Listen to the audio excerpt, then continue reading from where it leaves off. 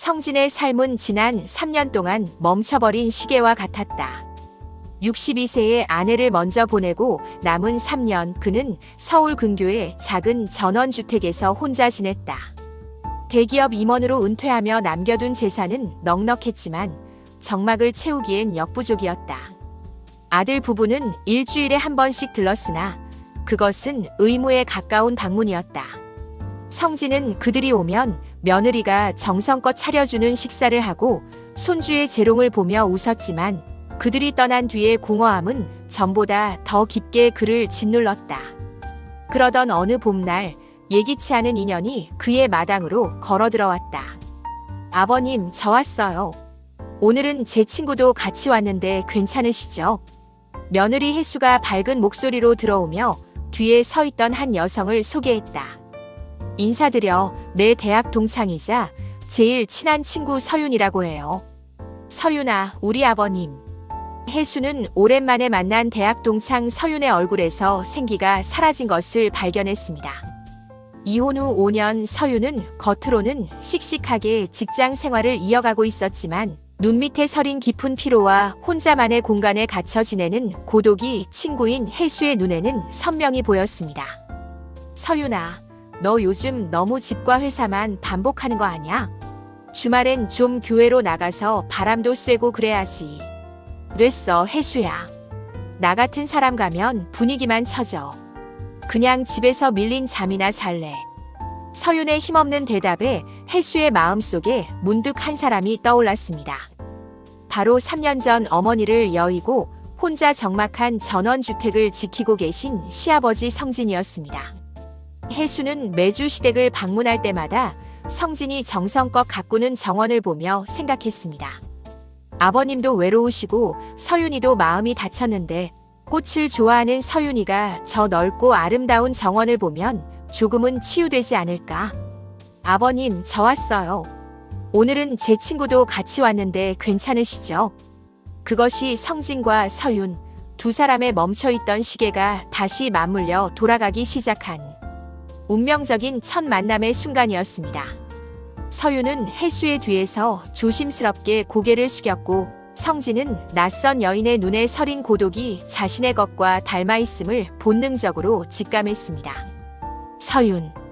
그녀는 40대 초반의 나이임에도 불구하고 눈가의 어린 서늘한 기운과 단아한 분위기가 묘하게 성진의 시선을 끌었다. 그녀는 남편의 외도로 이혼한 지 5년이 되었다고 했다. 서윤은 성진의 정원에 핀 이름 모를 들꽃들을 보며 나직이 속삭였다. 꽃들이 참 외로워 보이면서도 강인하네요. 아버님께서 직접 가꾸신 건가요? 성진은 65세 인생에서 처음으로 심장이 다시 뛰는 것을 느꼈다. 그것은 단순히 이성에 대한 호기심이 아니라 자신의 고독을 단번에 꿰뚫어 본 이에 대한 동질감이었다. 그날 이후 서윤은 혜수와 함께 혹은 가끔은 혼자서 성진의 집을 찾았다. 처음엔 혜수의 부탁으로 성진의 정원 관리를 도와주러 온 것이었지만 두 사람의 대화는 점차 깊어졌다. 성진은 그녀에게 인생의 황혼에서 느끼는 쓸쓸함을 털어놓았고 서윤은 전 남편의 배신으로 무너졌던 자존감을 다시 세워가는 과정을 공유했다. 선생님과 이야기하면 제 시간이 다시 흐르는 기분이에요. 서윤의 말에 성진은 굳게 닫혔던 마음의 빗장을 열었다. 하지만 현실은 냉혹했다. 65세 시아버지와 40대 며느리 친구. 사회적 통념상 결코 허용될 수 없는 관계였다. 서윤이 오기로 한 날 아침, 성진은 평소보다 일찍 눈을 뜹니다. 65의 나이에 누군가를 기다리며 거울 앞에 선 성진은 평소 무심히 넘겼던 흰 머리를 정갈하게 빗어 넘기고 주름진 눈가에는 감출 수 없는 소년 같은 생기가 감돕니다.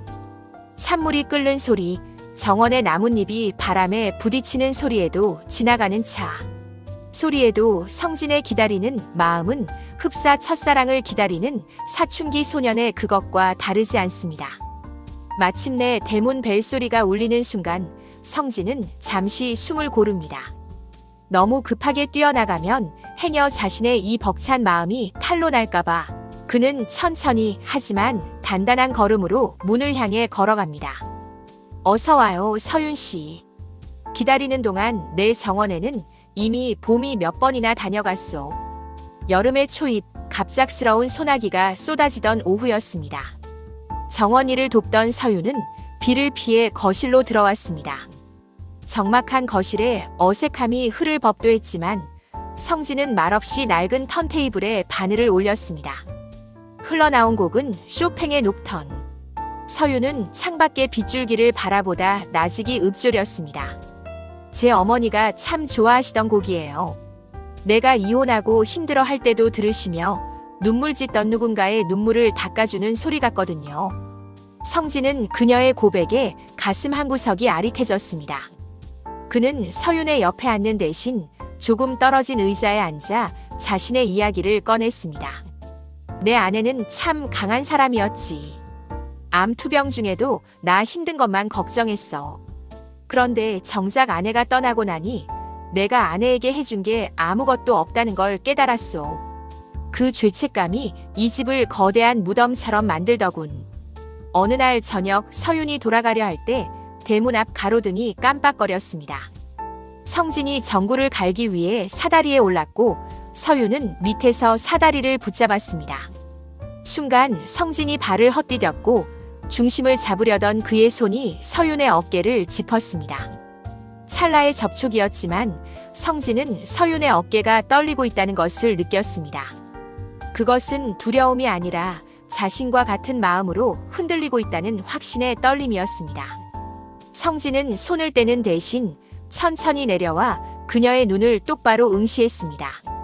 서윤 씨, 내 나이 65. 남들이 보기엔 시들어가는 낙엽이겠지만 당신 앞에 서니 다시 봄날의 새순이 돋는 기분이요. 이 마음을 어찌하면 좋겠어요. 서윤은 대답 대신 성진의 거친 손등 위에 자신의 손을 포개었습니다. 선생님, 저도 무서워요. 혜수의 친구로 남아야 한다는 이성보다 선생님의 뒷모습을 보며 가슴 아파하는 제 마음이 더 커져버렸어요. 그날 밤 두 사람은 혜수의 친구와 시아버지라는 사회적 가면을 벗어던졌습니다. 달빛 아래서 나눈 짧은 입맞춤, 사다리 밑, 여전히 깜빡이는 가로등 불빛을 등진 채 성진의 거친 손이 서윤의 뺨을 조심스럽게 감쌌습니다. 수십 년의 세월을 견뎌온 고목 같은 손이었지만 그녀의 살결에 닿는 순간만큼은 깃털처럼 한없이 부드러웠습니다. 선생님. 서윤이 젖은 목소리로 그를 불렀습니다. 그 부름은 더 이상 며느리의 친구가 시아버지를 부르는 소리가 아니었습니다. 그것은 홀로 깊은 밤을 건너온 영혼이 자신을 구해줄 유일한 사람을 향해 내지르는 나직한 비명이었습니다. 성진은 대답 대신 그녀의 눈동자에 맺힌 달빛을 바라보았습니다. 그는 천천히 고개를 숙였습니다. 65년이라는 긴 시간 동안 굳어져 있던 그의 심장이 그녀의 입술에 닿는 순간 거짓말처럼 녹아내렸습니다. 그것은 아주 짧고 한없이 조심스러운 입맞춤이었습니다. 하지만 그 찰나의 순간 두 사람은 서로의 폐부 깊숙이 쌓여있던 고독의 잔재를 확인했고 동시에 앞으로 함께 채워갈 온기를 느꼈습니다. 성진의 입술에서 느껴지는 희미한 커피 향과 서윤에게서 배어나는 여름. 밤바람의 냄새가 뒤섞여 세상에서 가장 황홀한 향기를 만들어냈습니다. 입술이 떨어지자 성진은 서윤을 자신의 품으로 가만히 끌어안았습니다. 두 사람의 심장 소리가 하나의 리듬으로 포개어졌습니다. 무섭지 않소? 나같이 늙고 다 타버린 고목 같은 남자가. 아니요. 무섭지 않아요. 선생님은 고목이 아니에요. 제게는 이 세상에서 가장 크고 따뜻한, 제가 유일하게 쉴 수 있는 숲이에요. 이 숲이라면 저는 길을 잃어도 좋아요. 서윤의 고백에 성진은 그녀를 더 꽉 끌어안았습니다. 그의 눈가에 뜨거운 눈물이 고였습니다. 아내를 보낸 후 한 번도 느껴보지 못했던 살아있다는 감각. 누군가를 보호하고 싶고 누군가에게 필요한 존재가 되고 싶다는 그 뜨거운 열망이 황혼의 문턱에선 그의 전신을 세차게 휘감았습니다. 그날 밤 달빛 아래서 나눈 그 짧지만 깊었던 키스와 포옹은 두 사람에게 세상의 그 어떤 화려한 서약보다 더 단단하고 아름다운 사랑의 시작이 되었습니다. 그것은 늦게 찾아왔기에 더 소중하고 이루어지기 힘들기에 더 애틋한 황혼의 기적 같은 사랑이었습니다. 가장 먼저 눈치를 챈 것은 며느리 혜수였다. 혜수는 서윤의 눈빛이 시아버지를 향할 때마다 느껴지는 미묘한 온도를 감지했다. 처음엔 그럴 리 없다며 부정했지만 두 사람이 나란히 앉아 차를 마시는 뒷모습에서 뿜어져 나오는 평온함을 목격한 순간 배신감이 밀려왔다. 서윤아, 너 제정신이야? 우리 아버님이야. 내 시아버지라고. 혜수의 추궁에 서윤은 고개를 숙였다. 나도 알아. 그런데 혜수야, 내 평생 이렇게 나를 오롯이 이해해주는 사람을 만난 적이 없어. 나이가 무슨 상관이야. 소문은 발 없는 말이 되어 아들 정우의 귀에도 들어갔다. 정우는 불같이 화를 냈다. 정우가 마당으로 들어설 때부터 공기는 이미 살얼음판 같았습니다.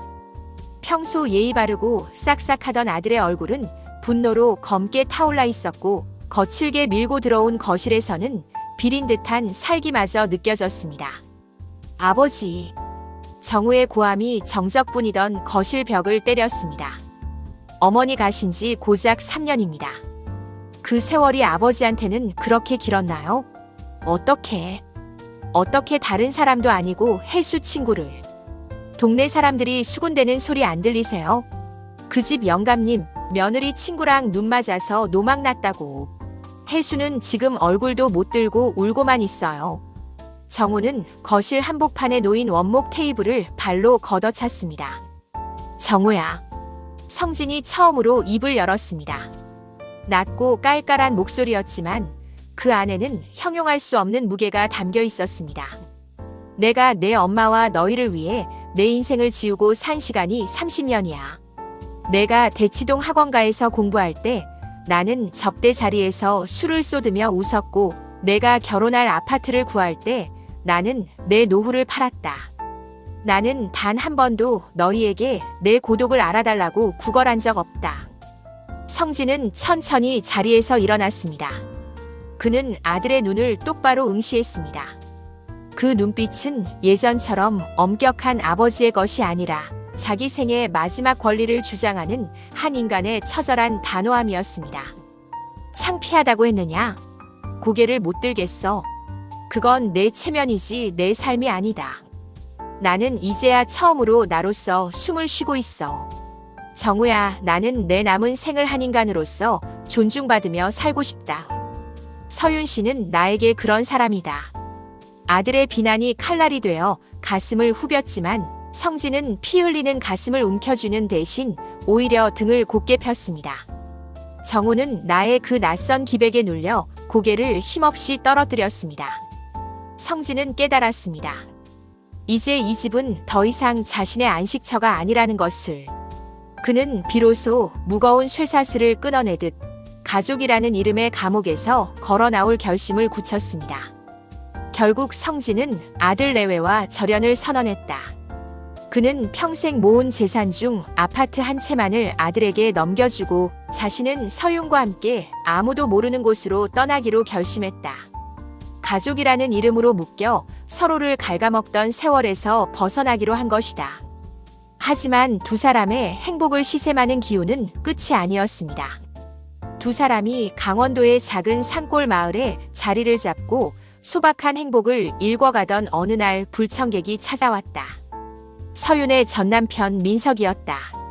사업에 실패하고 도박빚에 쪼들리던 민석은 서윤이 돈 많은 노인네와 살고 있다는 소문을 듣고 그녀를 찾아온 것이다.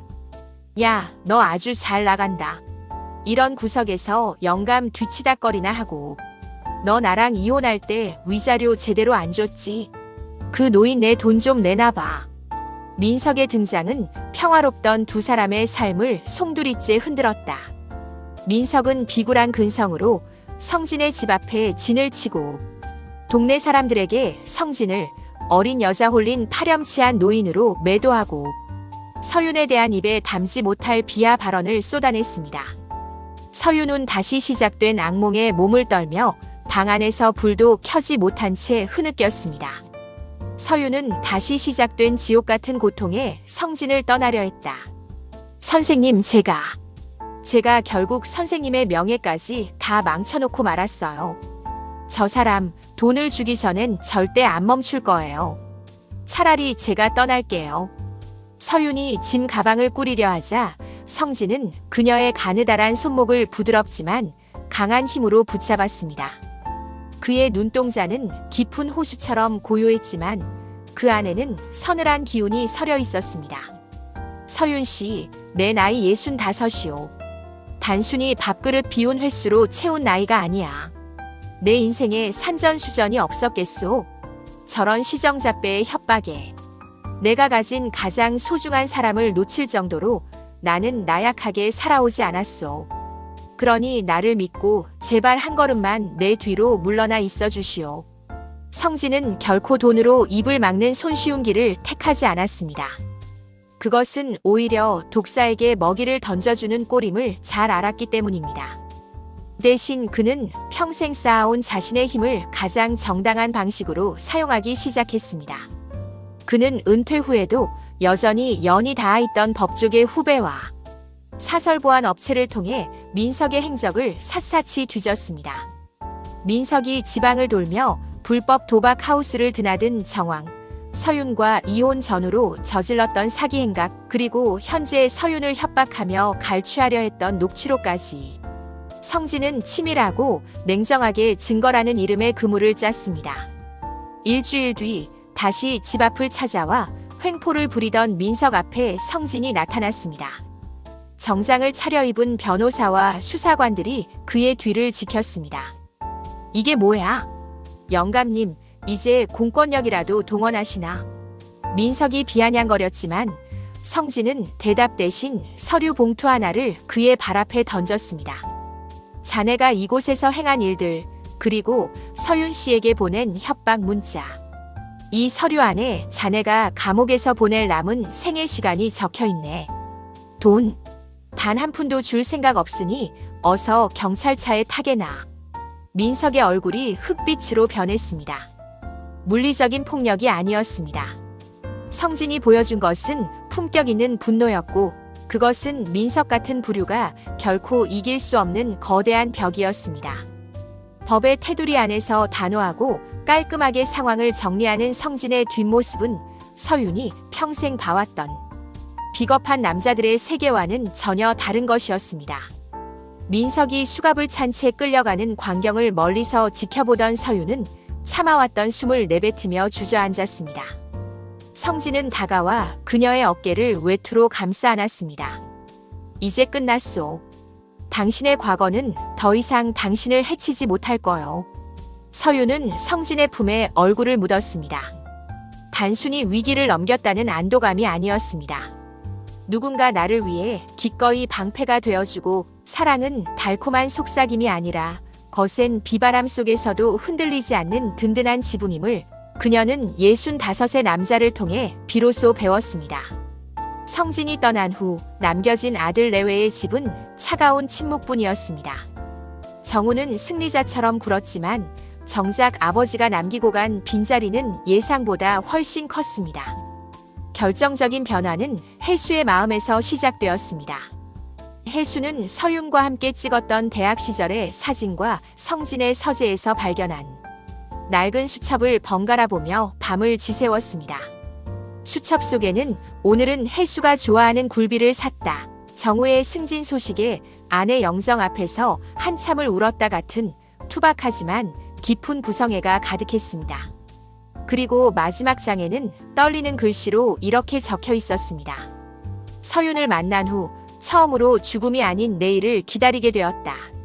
자식들에게 짐이 되지 않으려 스스로를 가두었던 내 인생에 그녀는 마지막으로 허락된 빛이다. 혜수는 그 글귀를 읽으며 목이 메었습니다. 자신이 시아버지의 체면이라는 잣대로 단죄하려 했던 것이 사실은 한 노인의 마지막 생존 의지였음을 깨달은 것입니다. 혜수는 완강한 정우를 붙잡고 호소했습니다. 정우 씨, 아버님도 누군가의 남편이기 전에 사랑받고 싶은 한 사람이라는 걸 왜 몰랐을까? 서윤이는 내 친구이기 전에 아버님을 다시 살게 한 은인이야. 정우는 처음엔 귀를 막았지만 자신이 분노했던 이유는 아버지가 부도덕해서가 아니라 자신의 완벽한 가정이라는 그림에 늙은 아버지의 연애가 싫었던 이기심 때문이었다는 것을요. 두 사람이 수소문 끝에 찾아간 강원도의 숲속 집은 작지만 단정했습니다. 마당 한편 작은 텃밭에서 밀짚 모자를 쓴 채 흙을 만지고 있는 남자가 보였습니다. 3년 전 양복을 차려입고 위엄있게 앉아있던 대기업 임원의 모습은 없었습니다.